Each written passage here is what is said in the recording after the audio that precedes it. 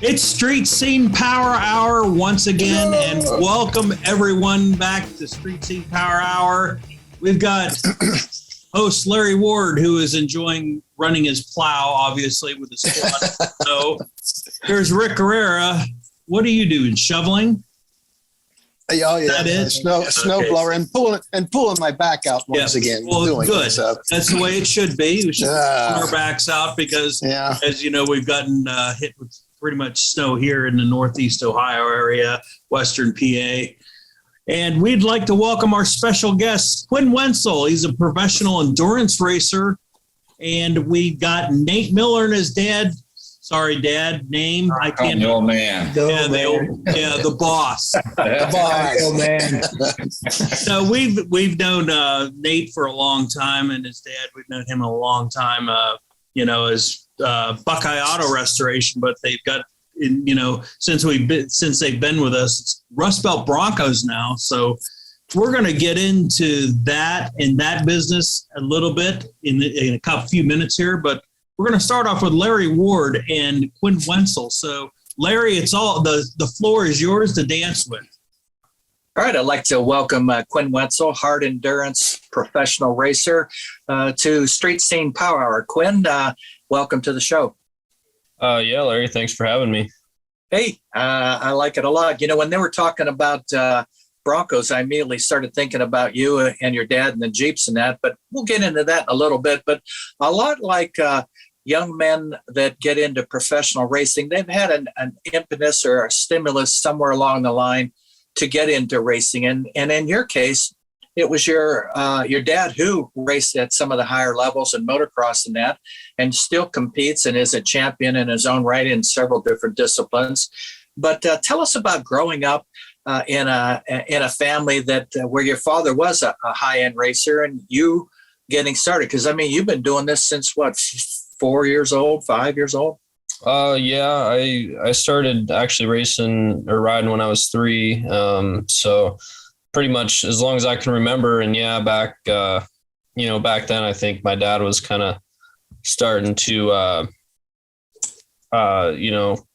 not race as much. So he was taking me to the races and, like I said, we've just been doing it as a family ever since I can remember. And, he still rides and stuff, but, I think, we try to get out as much as we can, but schedule's busy. So he's usually either at the races supporting me or, my mom's there. And so, yeah. But when we start talking about your early racing career, long before you became a professional, I think of some of the equipment you had. Like my middle son, Corey, was a top-ranked BMX rider, and he always had ability. But until I could afford to get him some of the better equipment, he was mid-pack. But once he got good stuff, he was in the front. You've always had the ability to ride well in that. Let's talk about some of your early machines. I know you rode Cobras and stuff like that. Talk about those briefly and the importance of getting started, both having a mom and dad that know how to support somebody, not push them or live through them. But your parents really do it right when it came to teaching you how to race and be a man and be a professional and how to go about that practice of doing that. And you learned that early on. So let's talk about your early racing career as you started to come up through. And you've raced some big events like Loretta Lynn, stuff like that. Yeah, for sure. So I guess looking back, starting with my first motorcycle that I can remember was a PW50.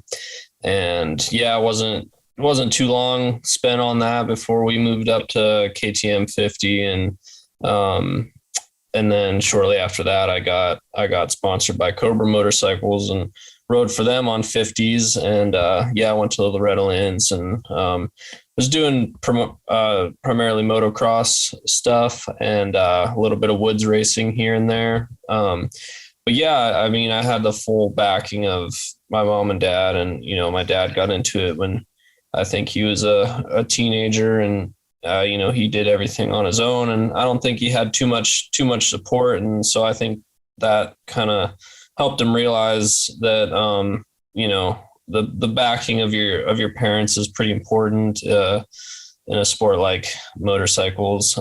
So that was obviously a huge help. And just kind of progressed up into 65s, Kawasaki 65, and then a Yamaha 85, and still doing motocross stuff throughout the 85 years, and slowly kind of transitioning into more enduro racing in the woods, GNCCs, stuff like that. And we were on KTM 105s then, probably about when I was about 12, 13, around there. And then after that, I kind of got into trials motorcycle ride, observed trials, which obviously is a lot slower and a lot more technical. And I think that's really where I took a big jump in my career. In my teenage years, was learning how to ride trials and how to properly ride a motorcycle, I should say. It's unbelievable what the trials skills will teach you. So yeah, I think that's where I kind of started getting into the more technical side, and along with trials came extreme enduro, which is very, very technical. As you can see, we're riding up rocks and logs and hills. So that's crazy there. All stems from a trials background. That picture's out in Page, Arizona. That was last year. So thought it looked familiar. Do you have to do anything special with the bikes when you do the rocks? Yeah, they're set up pretty differently from, say, a motocross bike. That's obviously a 2-stroke. You can tell by the large pipe on it. But yeah, it's a 300, and they're a lot more popular in the enduro world, obviously. And main thing we do is put really soft trials compound tires on them, gummy tires, we say. We make them almost flat, so they have really good traction. So the tires are really squishy, really soft. Suspension's really soft. We put skid plates on them and protection parts and fans to keep them cool. And that's about it. That's kind of the only thing that sets them apart from a normal 300 2-stroke. I'm going to jump in right here. I'm going to jump in real quick. For people listening to the podcast, we're looking at a picture of Quinn. And, it said going to Page, Arizona. I don't know where this one was from, but there's a picture of him, and it looks like he is just 90 degrees up in the air trying to climb this hill. And, as far as looking at this, the degree of the degrees of the hills you have to climb ahead of time, or you just kind of look at it and it's like, there's where we're going, there's where we're supposed to climb. And so they have the courses marked out, and we're allowed to check them out beforehand. That picture was taken down in Texas, early 2021, I believe. So yeah, you're allowed to walk it and look at it, and then that's about it. You can't ride it until the race. So sometimes we know what we're going to hit, but a lot of the times the stuff's that was close to the parking lot. As you can see, there's some fans there, but a lot of the stuff's way out in the woods, and you really got to hunt around to find it. So some of the stuff we're seeing for the first time, during the race. So, hey Quinn, when you're doing the rocks like that, do you wear any different safety gear on you? Nothing really apart from what a typical you'd see on like TV supercross riders wear. Same thing. Huh? Same thing. Knee braces, boots, good helmet, and a drink pack. That's pretty much the only thing we wear. You see on my back, I have a hydro pack on so I can drink water, because some of the races we're out there for 6 hours nonstop. So it's gotta beat you up so bad. In Arizona too, so it's not it's gonna be warm. Summertime to Tennessee in August, it's brutal stuff. So right, being out in Arizona a lot. My life is you're staying hydrated, and being out in Page, Arizona, I know is hot as hell. So if you're out there in the summer months. Well, what I'd like to point out with Quinn, though, is that he is versatile enough that he has competed in a lot of different things. Observed trials is extremely technical. You never sit down. You're standing on the bike. Sometimes the bike isn't even moving, and you got to hop it around and stuff. Then he's done motocross. So down at like Mid-Ohio, he was a 2 or 3 time champion down at Mid-Ohio, riding all three disciplines over 3 different days. But Quinn's venues have gone from the highest mountain peaks where you need a telescope to see to a place called Ursberg, Austria. Am I got that right, Quinn? Yeah, Ursberg is what it's called. So yeah, Austria. Now tell them about when I saw what those mountains were and how you practically go straight up and then straight down. Tell us a little bit about that event and the complexities of just getting things solved, getting over there, making preparations. It's a difficult thing. Yeah, for sure. So we went over to Ursberg, and some of you might have heard of it, called the Ursberg Rodeo. It's probably the biggest extreme enduro in the world. It's been going on for the past 25 years. So it's definitely like every enduro rider's bucket list for sure. Just a huge, massive race. It takes place in the Alps, and it's basically in a huge iron mine. So they call it the Iron Giant, and it has a very distinctive layers of where they cut the mountain out, and it just looks like giant stair steps. So yeah, you pretty much start in the bottom of this iron mine and just work your way all the way up the mountain, all the way back down, all the way back up. And yeah, it's crazy. Some parts of the race have snow in it because you're so high up, and some parts, it can be up to 70 degrees. So very, very crazy race. And yeah, we went over there and had to rent a motorcycle and stuff off of a group, which very difficult to compete in a high level race like that and not have your own equipment. We brought suspension and stuff like that, but yeah, it's just a whole different world over there. Food and language barrier, and trying to figure out where you're going and where you're staying, and GPS and all that stuff. So it's definitely an experience, but I plan on going back this year. It was canceled the last 2 years, unfortunately. So yeah, we hopefully will be back there in June. Where do you get the money at to do this? All this travel. You sponsor? A good question. We get a little bit of sponsorship support, and with a little bit of, so like last year traveling over there, I sold some t-shirts and stuff to help fund it.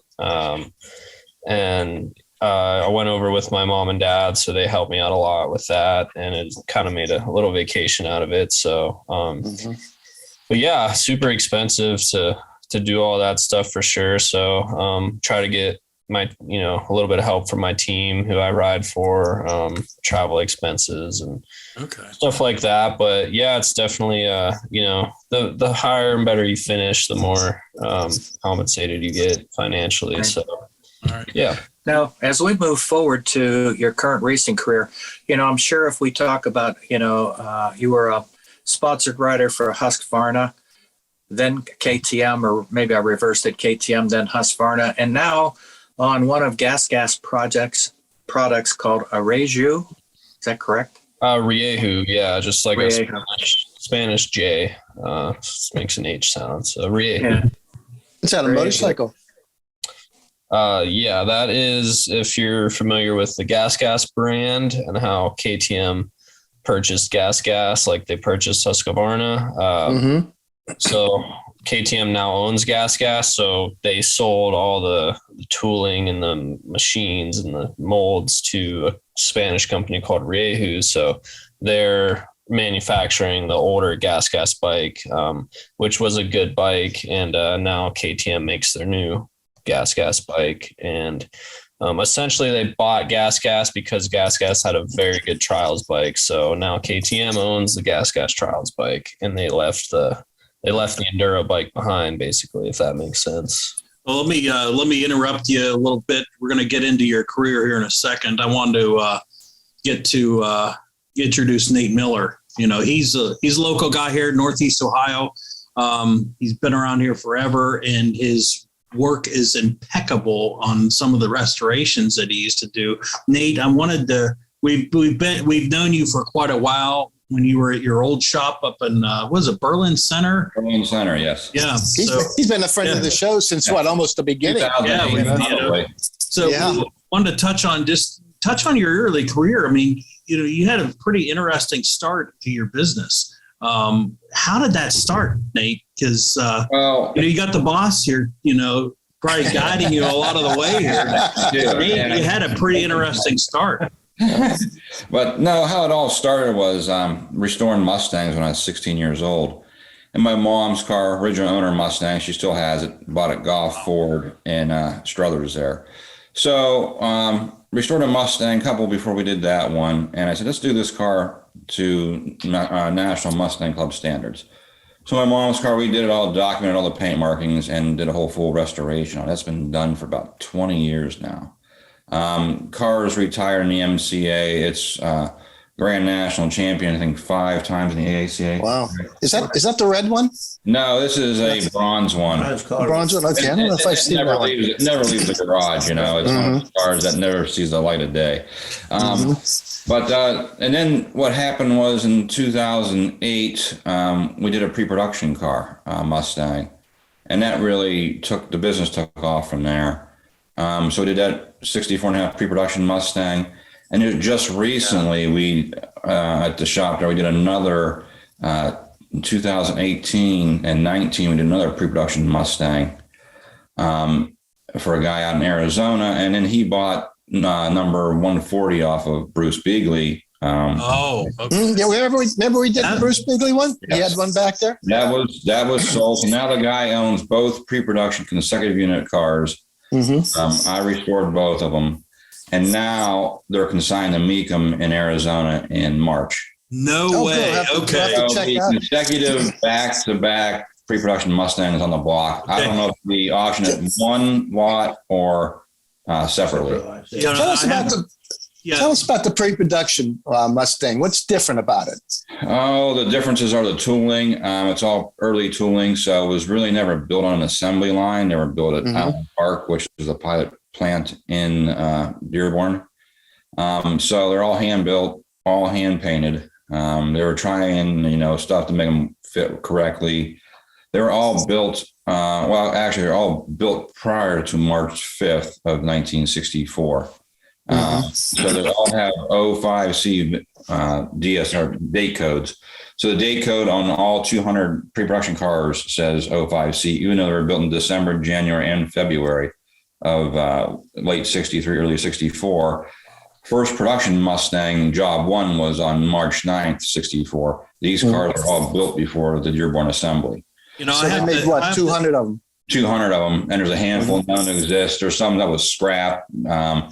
As far as our research showed, the VIN numbers were arbitrarily assigned on March 5th. I have to, Rick and I went out there at your old shop when you're doing this for Bruce Beagley.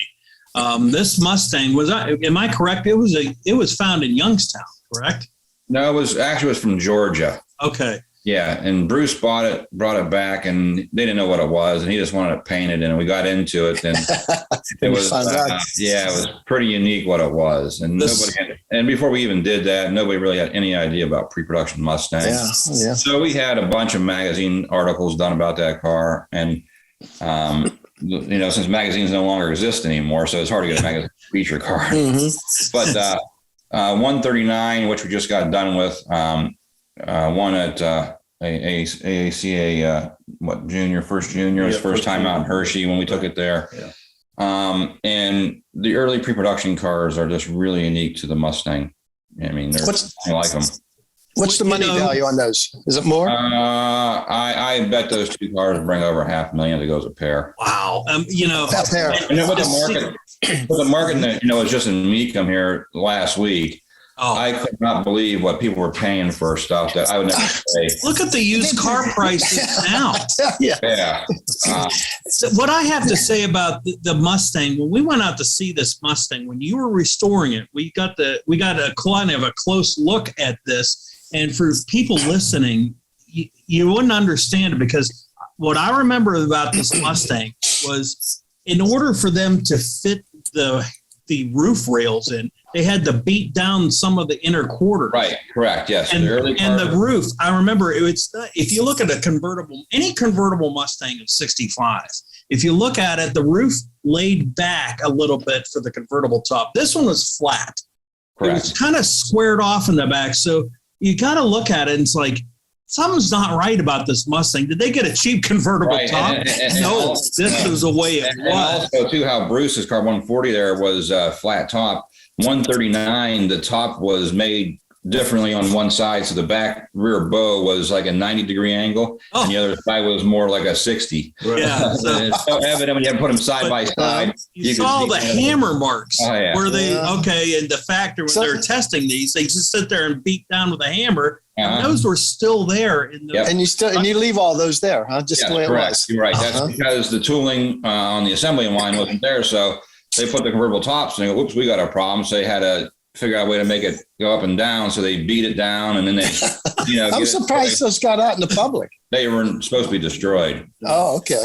And our theory was, and Ford Motor Company, they destroyed all records for 65, 66 Mustangs. Okay, there's no. They destroyed them? Yes, they don't exist till 67. And our theory was that they got rid of them because of the 200 pre-production cars were sold to the public. Oh, they weren't supposed to. They snuck out the door then. Yes. Yeah, a few of them did. Like Henry Ford's coupe up there, which is, I think it's number 137, is up in Dearborn. Yeah. That car was restored. Unique. There's a 007 Mustang that was pre-production it's a gold car. That's somewhere. I don't know where it's at. It could be in Europe. But they're pretty unique to the whole Mustang hobby. And nobody, when you really have to know what you're looking at, but just to see one, it's really neat. Mm-hmm. That's, we're real quick. I just wanted to get into, we're going to kind of progress out of your business, of how it's developed over the years. But real quick, and then we'll get back to Quinn here. You got into the restoration business, not only Mustangs, of everything else. Because we went to your shop. You moved out of your small, very small shop in Berlin Center, and you're out here in Canfield now. 46 and out of space. Yeah, you're out of space already. Remember when you moved in, and this place is huge. Huge. So you got into restoring. We have 22 employees. We have 22 employees working there. Wow. Okay. Wow. And we're the largest Bronco tub manufacturer in the United States. Okay. So you got into, real quick, we're going to go back a little bit. You got into pre-producing Mustang parts. Correct. Now, I know you got into that. For how long was that for? We did that probably for 4 or 5 years. And at the same time, maybe 6 months later, we were back in Taiwan asking about the Bronco. So basically, the Mustang, and the problem with the Mustang is, and I'll tell you this, Ford owns the intellectual trade dress of the Mustang body.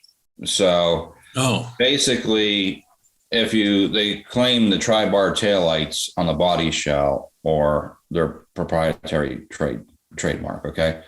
So basically, if you build a Mustang fastback or convertible, it's not licensed, it's illegal to do. Okay. So we tried to get a Ford license for 2 or 3 years on that. Right, correct. And they kept on going around and around with us. Well, when we started to get the Bronco all tooled up, we met with the Ford people in SEMA show, at their licensing director and stuff. And we told them we were going to build a Bronco too. And at that time, they said, you know what? Why don't you do that and quit doing the Mustang, and we won't bother you. So since then, I sold the Mustang business to a company called R3 Performance in California. And 3 months after I sold that, they had a Ford license. So since then, we've been building the Bronco because they let the Bronco name expire and intellectual property rights of the Bronco. It's expired for 10 years. So, and they brought it back just recently. But, and actually, the first couple of years of Broncos were built by Bud Body, 66 and 67 in Philadelphia. Okay. So Ford didn't actually assemble the bodies in the early ones. Wow. Okay. Just like the Model A's used to be by, who was built the Model A? It was Murray, and who was the other one? Murray and Briggs. Briggs, yeah. Murray and Briggs. Okay. Yeah. Yep. Right. So what's that? What kind of title you get for those? Is it like? Here's the beauty of a Bronco tub. Okay. Mm-hmm. The frame stamped with the VIN number. So you're using a stock frame. whatever the end user's doing. Now we sell to a lot of builders and we sell to a lot of consumers. And what they do is they use original frames or use new frames. Okay. And basically the title goes with the frame. So, so it was it ever stamped on any body panels or VIN tags on a Bronco? Okay. No, I want the frame just like a Model A, Model T. And that's why these are so popular, because with a unibody car, you have to get that inspected and everything else. There's no VIN number on it. These here are just so much easier. And they're so popular right now. The bucks they're bringing in. Oh, money. That's crazy. Yeah. We build 6 Broncos a week. Okay. Wow. We have, Where are they going? Where are they going at? all over the country. We have $600,000 in inventory on Bronco parts. Wow. So what we got going on is we build for a major builder in Columbus, Ohio. Okay, that's classic Ford Broncos. We build all their tubs for them. We build for a company down in Georgia. We build for a guy out in state of Washington. Yeah.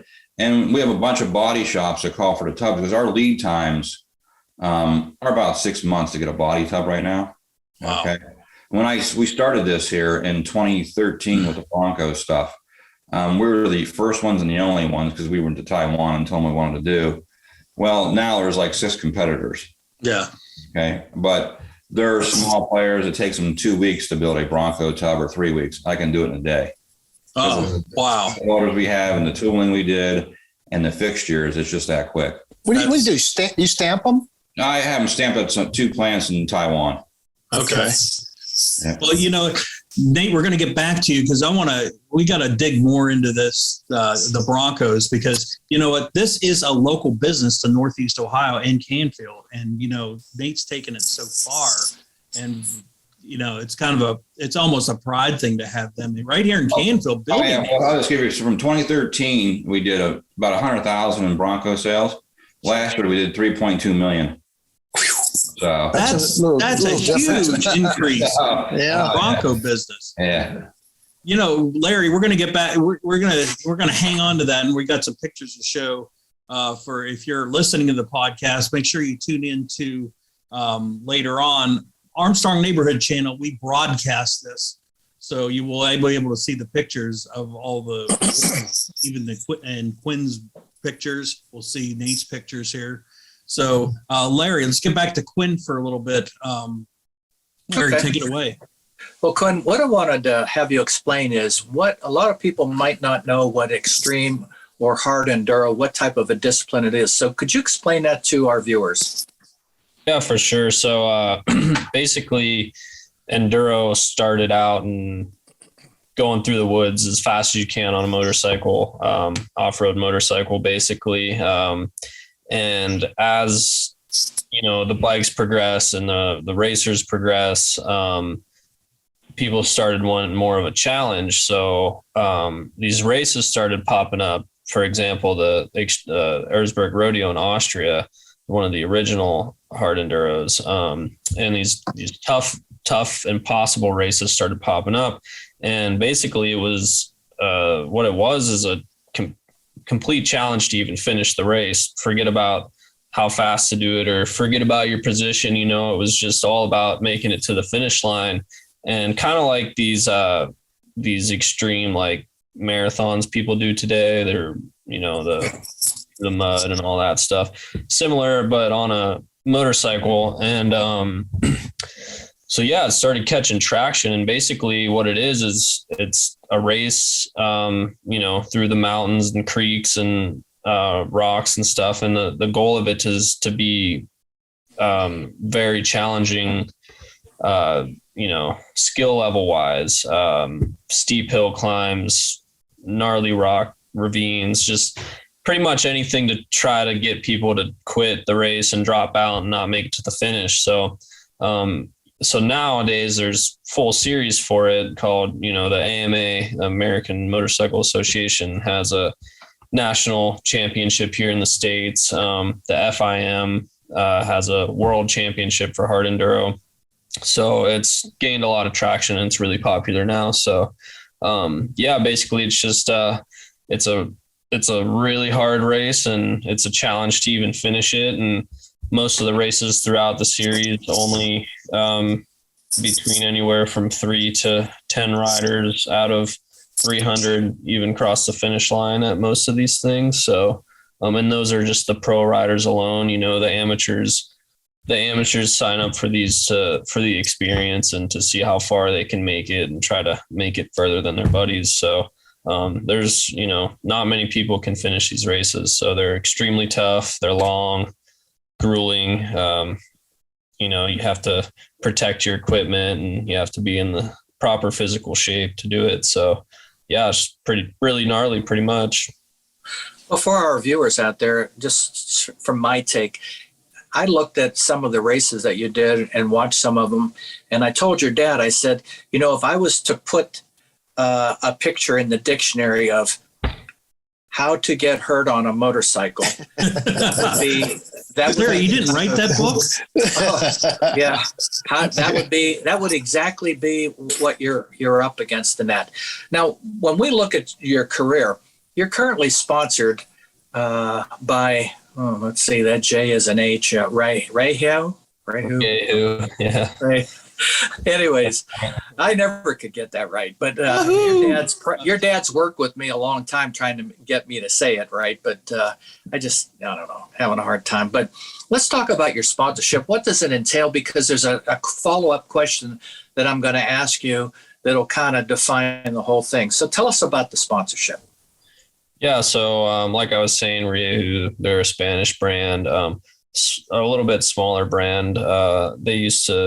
They got their start in scooters and on-road motorcycles. And so since they bought out the old gas, they've gotten into off-road bikes. So the U.S. importer here in the States is who I'm sponsored through, it's basically through the Spanish factory. So we are considered a factory team here in the U.S. So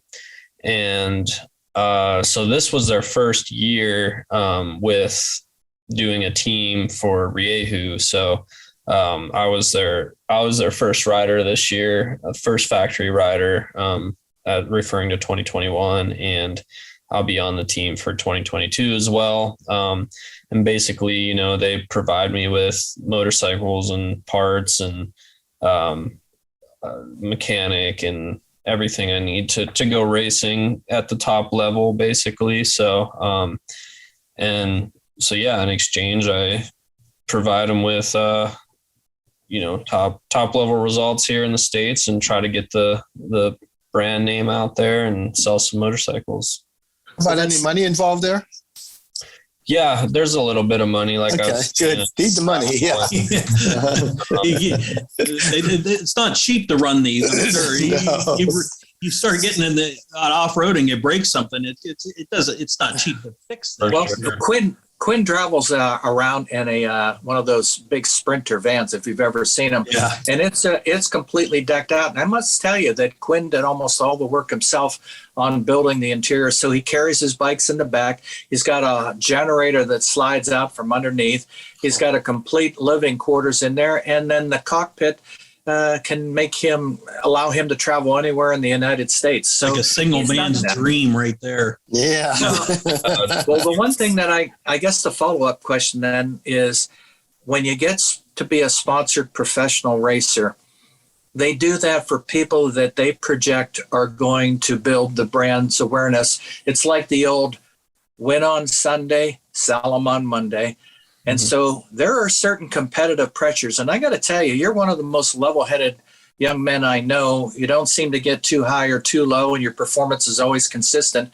But what type of pressures do you feel being a sponsored rider? Because you know that a lot of that sponsorship depends on placement in their races, not just finishing, but placing maybe in the top 10. How does that affect you, or how do you prepare mentally for those things?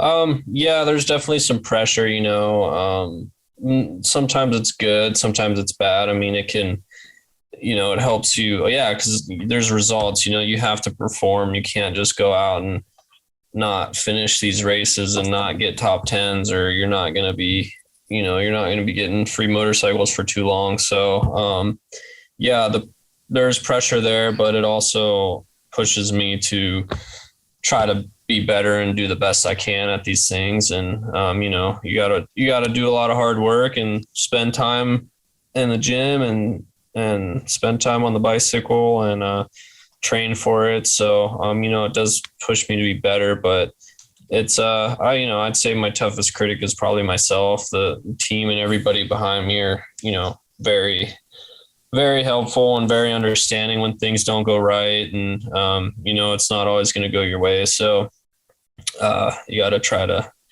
you know, find a happy medium there. You can't be too hard on yourself, but can't be too lackadaisical either. So, yeah, it's good. I like it. And, you know, I just keep telling myself it's a small window. So I gotta make it last while I can and, do as much as I can while I can. So How old are you, Quinn? 27. 27? Got a lot accomplished in 27 years for doing But that. when you, I call Quinn the cool hand Luke of racing. He never really seems to get too rattled. I mean, maybe once in a while when the whole bike crapped out on one time and he was leading, I think, first or second in the United States, and that kind of dumped him out of that. But what do you attribute that to? Because your dad's an awful lot like that, but I don't know if that was a mentoring thing that came from your dad to you, or it's just that you're just an easygoing. I don't get ruffled. I go out, and when it's time to go, I go, and when it's not, I relax. So tell us about that. Yeah, I think naturally I've always been sort of a just super go with the flow kind of person, whether it's with motorcycles or not. And, you know, I just like to have fun, and whenever everybody else is having fun, I'm having fun. So I'm pretty laid back, and, you know, I try to take that into my racing to a certain extent, but, you know, sometimes, like you said, when the helmet goes on, it's a different story. And I've done my fair share of yelling at people and people that get in the way and lapped riders and stuff. And it just happens. But, you know, you got to tell yourself that you're a role model for kids out there, and everybody's watching. There's always a camera on you. So you got to try to keep it under control the best you can. So, As we wrap it up, Quinn, 2022 down the road, what are we doing? Where are we going?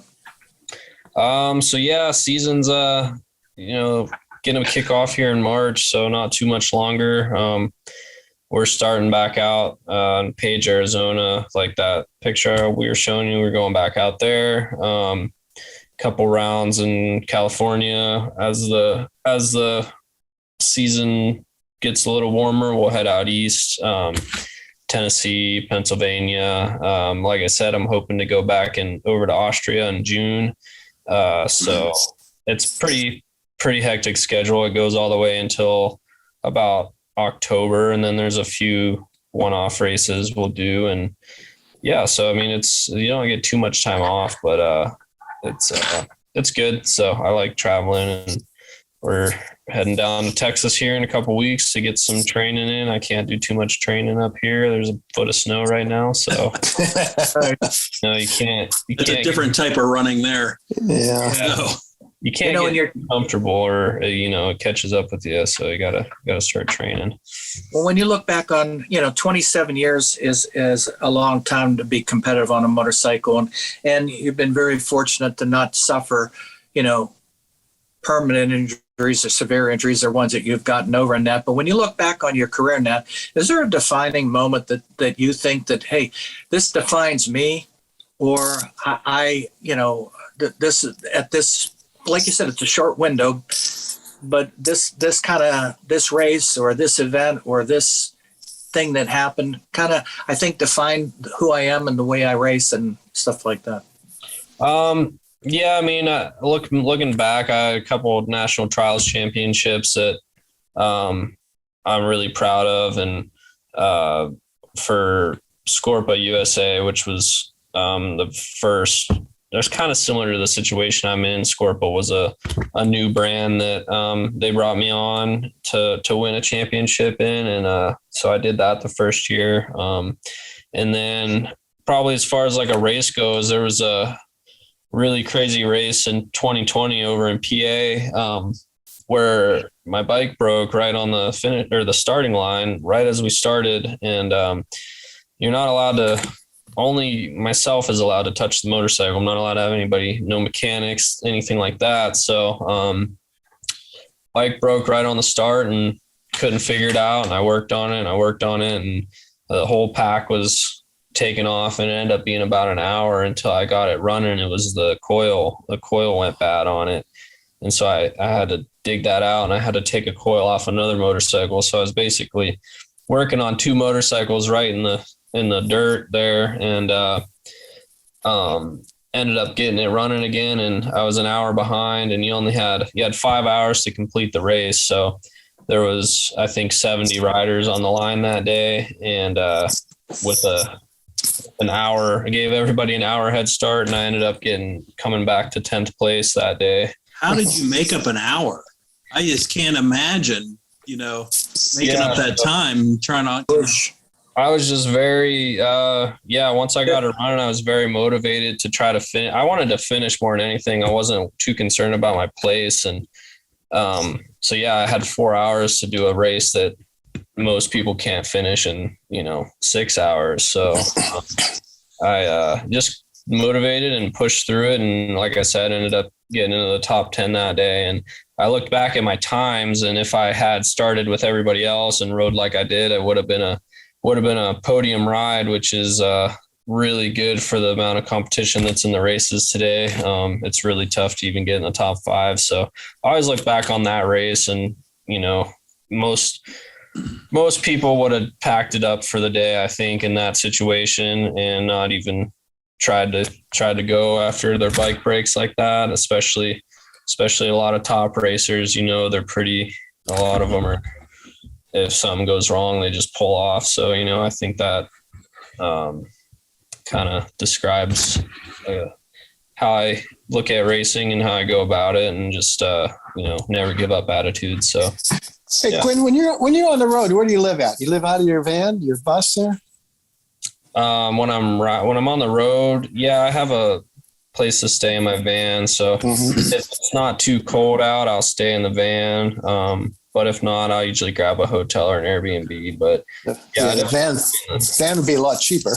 It is, for sure. I stay in the van when I can and save money and all that. So it's a throwback, man, to the old, load up your bike in the Econoline van and head 300 miles and sleep in it and go racing. That's it. And I want to point out, though, that Quinn he's got a professional mechanic that if he's at an event, take the pressure off him. But Quinn is his own man when it comes to taking and maintaining his bikes. Every time I walk out into the shop out there, he's got 3 or 4 bikes torn apart and different things, changing different suspensions based on the races and that. And he's truly a throwback in a good, positive way to what racing should be and was like. He's not a prima donna by any means. And I think that last story tells you a lot about Quinn Wenzel. It's nice to see that, because as we can all attest to here, Nate and Rick and Larry and myself, is, when we were younger, we were out in the driveway pulling engines out of cars. We're ripping motorcycle frames apart, trying to fix them, not on our cell phones all the time. So it's nice to see that. And it's kind of nice. I see posts online all the time of, remember the days when, and they have a picture of a guy sitting there on an engine, on a crane, it's like, yeah, we were the ones out there doing that. And it's nice to see that, and see when you've got a lot of years to go here, but what you've accomplished in a small amount of time is probably 99% more than anybody else has accomplished your age. And that's something to be really proud of. So, we'll get back to you, wrap it up. Okay. One thing, Greg, and before we close out with Quinn and come back and ask, Quinn, do you have any sponsors that or a website or things that you want to mention? Yes. Is that real quick, so people can catch up with your career? Yeah, for sure. I mean, my Instagram, I post most stuff on there. It's just Quinn _ Wenzel on Instagram, and Quinn Wenzel Racing on Facebook. I also have a YouTube called Quinn Wenzel Racing. I post a lot of cool stuff on there. So website too for I do clinics and stuff like that. So if anybody's, wants to do a hard enduro clinic, QuinnWenzelRacing.com is the website. With your back, Rick, could you want to do that hard enduro stuff with no, with your bad back right now? No. Well, there's a huge pipe out there. I'd like Rick to go over a motorcycle on. But in my younger days, I was good at that, but not anymore. I don't know. That's crazy. But I'll tell you one other thing about Quinn is that when you talk about money and that, he derives his own money. He is he does custom imprinting. He's got his own shop, his own design shop, and he actually it's a wrap. He wraps vehicles, he wraps helmets, he builds number plates for national racers. Quinn's a self-made man all the way around. Man of many talents. Yeah. Nate, I don't know if you've ever even attempted to wrap vehicles. No. It just baffles me. I sit there putting graphics on vehicles. I got a wrinkle. You need a lot of patience. Oh my gosh. Mm-hmm. I said I do some graphic work on vehicles, and man, once I get a wrinkle, I'm MF in the world, because it's like, oh my God, I got a wrinkle in this. I don't know how they can wrap a whole that's just an incredible talent to have to do that. So, well, Quinn Raptor, he took his Raptor, took everything, door handles, bumpers, everything off. And I was watching him do this, and I just watched him get around a little indented area where the door handle goes. And that took like a half an hour. And I'm like, oh, dude, I can't do that. Never do that. And it comes out like get the utility knife and just sitting there cutting it. Yeah. You know what? Let's get back. We got about 15 minutes. We'll get back to Nate. And you're into Rust Belt Broncos. You did some car restorations too. Do you still do car restorations at all? Here's the problem with the car restorations and how it's changed probably in the last 3 years. Okay. Yeah.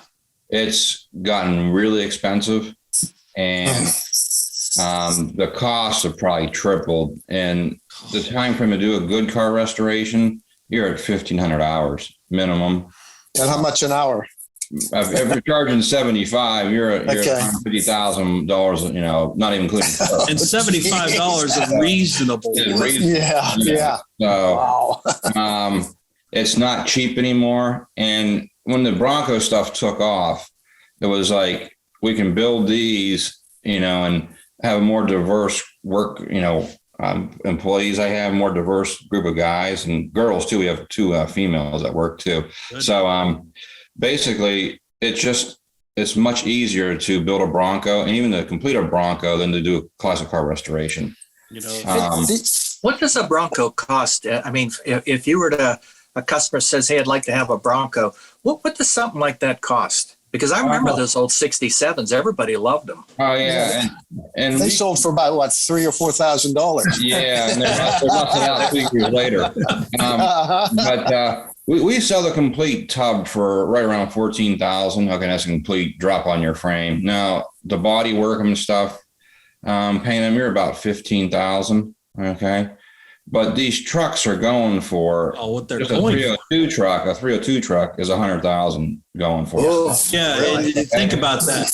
That's a bargain to get one built. It's brand new. You don't have any rust issues. Right. You got a body for that price. And some people are selling their frames with the Coyote motor for $75,000. The Willwood brakes. That's a rolling chassis. Wow. What engine you put in yours? We really don't finish them because it takes too long. Okay. So basically we just manufacture the tub. Now we do paint them for some customers. Now we did build a shop truck this fall, when we built it this fall. Yeah. Last fall we built this shop truck. I did it for basically a TV commercial, take it through a pond, that we do for Revin TV. So we filmed it going through the pond, doing some brodies and stuff, jumping some stuff. Yeah. Brand new. Did it make you sick at all? I told the one. That's what they're made for. My one mechanic there. Now I never drove it. I told him, just go beat it up. Just don't roll it. So he took it out. They filmed it. We cleaned it up, put it on eBay, and it was gone in 8 hours. Unbelievable. So, Hey, do your body panels fit up to stock body panels? yes, they do. Uh-huh. Do they? Yep. Okay. So And that style you're building is what, 67 to what? 66 to 77. okay. 66 to 77. And those are the hot ticket items. If you've watched any of the truck prices, 10 years ago, trucks, you could have bought a Bronco itself for what? Nothing. Nothing. Box, yeah. Nothing. I mean, and Well, that's when the cars were just skyrocketing out. Usually there was nothing left to them. They were all rotted out. Right. And like the Coyote Bronco turnkey trucks, they're getting 250, 260 for. Oh, Turnkey wow. trucks. You know, I saw somebody, it's just me floating around on Facebook Marketplace. Somebody was trying to sell a 67 Bronco body, and this thing looked like Swiss cheese. Mhm. Trying to sell it for $10,000. Oh yeah, Like, they're might crazy. get the frame out of it, but I'm like, I can't imagine. But did he sell it? I didn't check up on Well, it. then if you have a Dana 44 front axle, those are bringing $7,000 because most of them had Dana 30s in them. Yeah, So they want the bigger, axles. heavy duty or, axle in the front. The Coyote's big. They're even putting Cummins diesel motors in them too. Where do you see this? Where do you see this going, Nate? This is going to keep going like this? We don't know. My big customer in Columbus there, we built a bunch of tubs for. He calls me last Friday. He just bought 117 Broncos out of a field in Colorado. He ordered 117 bodies last Friday. Wow, that's great. In Colorado. So were they, they have rust in them? There's nothing left. They just take the frame, they'll repair the frame and keep the axles, rebuild the axles and put Coyote motors in them. Wow. And he probably bought, let's face it, maybe he got it for nothing up there, or did the guy really make out on selling? Well, he told me what he paid. He said he was shaking his boots writing the check. but he paid a lot for them. But the market's so hot for classic trucks, and I don't know if it's ever going to go down for classic trucks. But here's what we found out when we switched to the 4x4s. The clientele is not as particular what the cars look like. You're doing a muscle car. They never drive them, and they have to be perfect. Okay, these are like utilitarian. Take them out. A truck, you guess what they would Beat them up. Beat them up. Beat them up. You can get away for painting them for $15,000. They don't care. They go out there, they roll them, whatever they do. Take them off road, get them stuck between rocks. It's just a whole. But they got body panels you can buy from you or tubs. Right. Replace that. Correct. Mm-hmm. Yep. What I have to say this. I don't even know if I mentioned this in the last podcast, but the way trucks have gone up at Mecum auction, I know they inflate prices on a lot of that stuff. Mm-hmm. But an '89 Blazer for $48,000. I'm like, I remember seeing those for $500. I was like, I can't believe it. They're going for that. Could have bought them all up. Could go back in time and buy all these up new and just stock them. Hey, Nate, what shocked me, I was watching Mecum last week, and this guy brought his collection of Mustangs through. Okay. Correct, red one. And he had a 302 Boss. Uh-huh. Two of them. They went for what, $200,000 each. Correct. 302 Boss. The real shocker was the 65 Mustang convertible 6-cylinder with a Doggenham 4-speed that went for over $130,000. Yeah. And it was probably because it has a 6-cylinder in it. I think it was the only 4-speed built or something like that. Well, no, they built a bunch. We junked a bunch of the 4-speed 6. They were junked, yeah. So that's why I think they were misleading there about being rare, but they were difficult to find, but they weren't that rare. They only they only sold for that price because of inflation. People think they're going to buy them and keep their money. Yeah. You know, when you do these Broncos, does everybody modernize them, bigger engines, or do they ever keep them stock? The ones that don't have the bigger pocketbook, they'll keep them stock. But the ones that want to spend the money want the retro mod? Well, retro mod, the truck they can ship off in, South Beach or wherever. Mm-hmm. That's what they go all out. And there's no expense spared on these. So which one is worth more in the market right now? The resto mod or the stock one? Oh, the Broncos with the Coyote motor brings the money. Yeah, that's it. Okay, that's what I figured. Yeah. Yeah, they put the stereo systems, the leather interior. How do you handle something like that? How many horsepower is in that Coyote? 700 or Like something? 500. 500? Okay. And they put Atlas transfer cases in them. Huge tire. Yeah, so. Oh, my There's God. never enough horsepower. You know what else has gone up is those C10 Chevrolet pickups. Oh my God. You know, like the 85s and stuff. Those are coming up right now too. I don't know if they'll ever get as popular as a Bronco because they're too big. Yeah. Right. That's the problem. And in the square bodies, the square body stuff, like I said, is getting pretty big too. They just are too big. They're just starting to make the panels in Taiwan for them. But that's a future there in that. I just don't know how big it'll get. Yeah. Right. And that requires a license to build that too, because Chevrolet still owns the truck design. So Yeah. the guy is right now in Arizona is building the C10 truck. And he also builds the 53 trucks as well. Wow. Okay, so you know, go ahead, Larry. Go ahead. I had a lot of Corvettes, and I specialized in C4s. But a lot of my friends, and one of my friends works at Bears out in Linesville. And if you've got a C3 like 74 to 82, a lot of times, especially the 79, 82s, the rear dog legs rust out or the bird cage, and you can actually go buy, just like you were talking, you can buy everything for that car repopped. You can buy a frame. I mean, they take the body off, put a new frame under it, put it back on, and there you go. Correct. Yep. That's how the Bronco is. Even the Chevys are like that. The 44s are like that. It's just the frames that they're making now are much better than the original stuff. It's all, CNC milled and stuff. They're just fantastic, these frames today.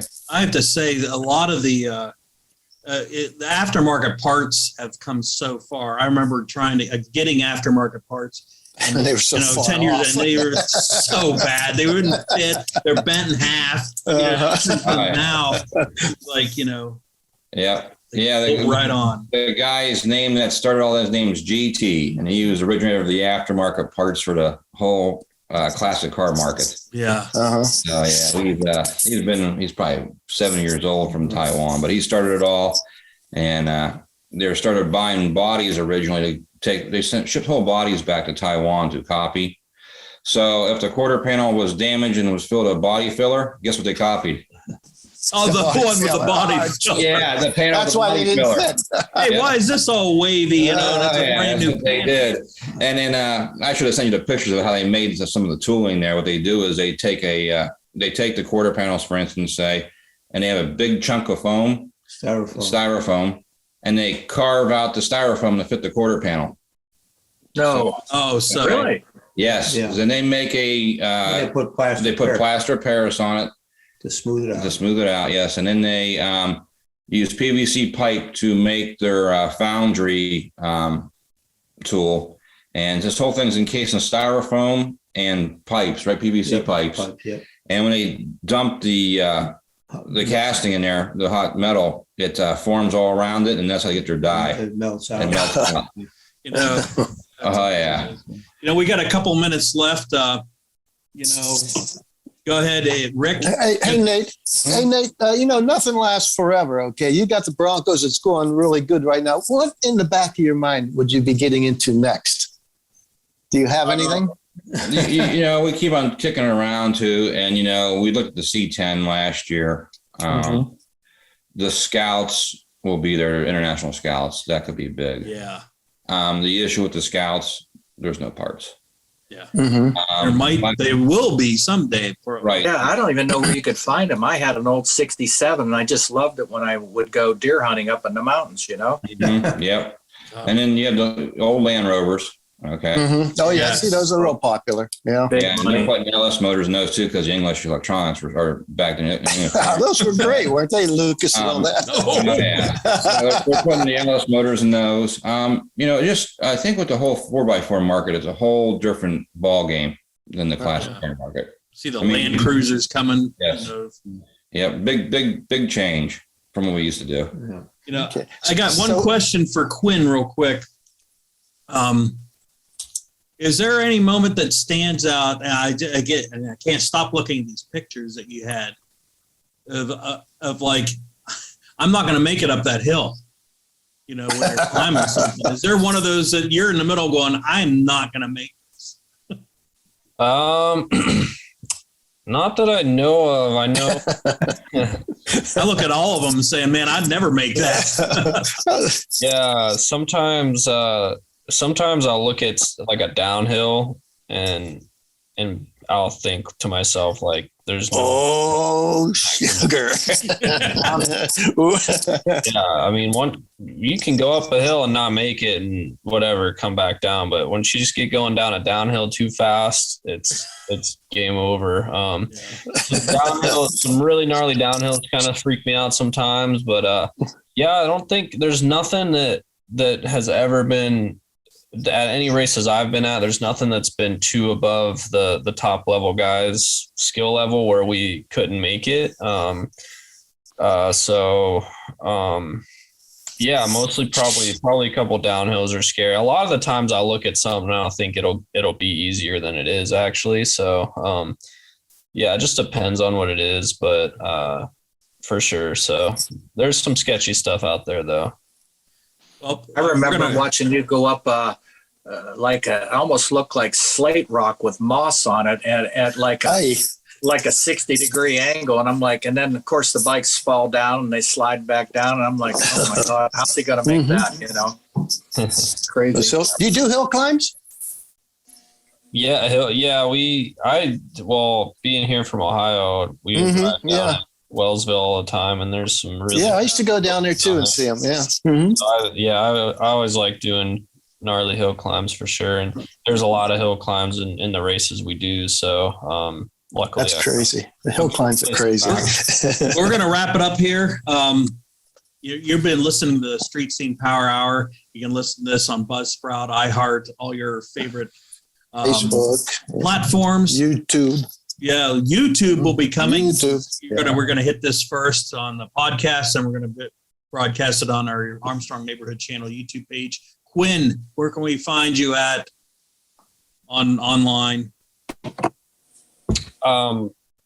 Online, just like I was saying, my Instagram, Quinn Wenzel, Quinn Wenzel Racing on YouTube, Quinn Wenzel Racing on Facebook, and QuinnWenzelRacing.com. Pretty much all my info's out there, but I'd say Instagram. I probably am the most active on there. So yeah, just Quinn_Wenzel. Nate, where can we find your business at? RustBeltBroncos.com and Rust Belt Broncos on Facebook, and 330-533-4757. And we're gonna have to hook up with Nate again and do some stuff out there. All that stuff we got. It's it's interesting. Yeah. Well, we were looking for some segments to do anyway for Street Scene. So, we want to thank Quinn Wenzel for joining us, Nate Milner, his dad, for joining us, for Larry Ward, the legendary Larry Ward, Corey's dad. Corey's dad. Corey Ward's dad. Yeah, that's better. Yeah, and that guy Rick Guerrera, that some of you know from the Street Scene. My name's Greg Roten. Fun show. We'll see you down the road. No interruptions from Larry this time. Nice job, guys.